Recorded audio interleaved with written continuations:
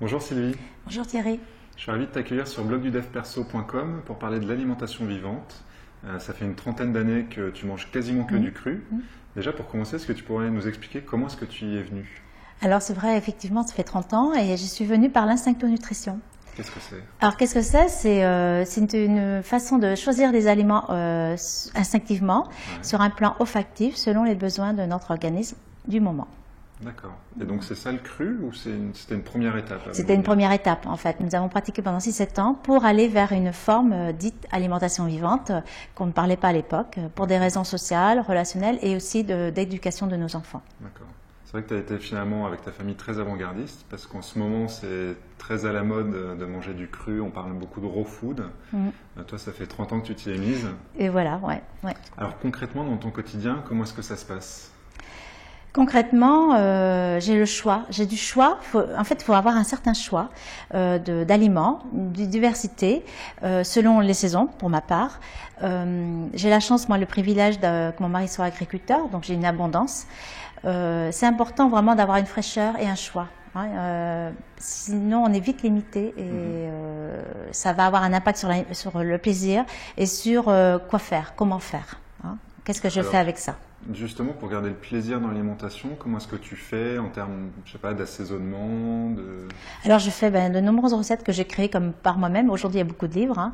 En fait, par soi-même, par sa propre créativité, on peut vraiment faire des accompagnements, des salades, des mix, des recettes de tartines, de marinade. On peut, bien sûr, pour continuer à manger de la viande, des protéines animales, parce que ce que je voudrais souligner, c'est que l'alimentation crue, ça peut être végétarien, végétalien, mais ce n'est pas que ça. On peut aussi maintenir les protéines animales selon ses valeurs, selon ses choix, ses besoins de l'organisme. D'accord. Est-ce que tu vois des contre-indications ou des risques? Pour ma part, il n'y a pas de contre-indications. Des risques, il y en aurait, c'est selon la pratique. Selon la pratique, dans le choix, je reviens dans le choix, dans la diversité, et puis comment je vais franchir les étapes pour arriver au cru, à une alimentation crue, totalement ou partiellement crue. D'accord. Donc c'est vraiment dans la transition. Dans la transition et dans la mise en place de cette alimentation qui demande quand même certaines bases de notions et pour maintenir ou en tout cas maintenir les apports nutritifs dans l'organisme. Pour éviter les carences. Pour éviter les carences en fait. Et il n'y a pas de raison d'avoir des carences puisque sur un plan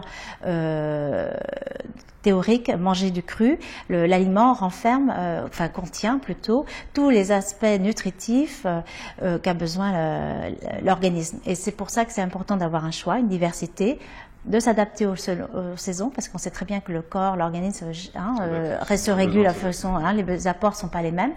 Et donc, à partir de ce moment-là, il n'y a pas de carence à avoir. D'accord. Voilà. Alors, qu'est-ce que tu conseillerais à quelqu'un qui voudrait débuter?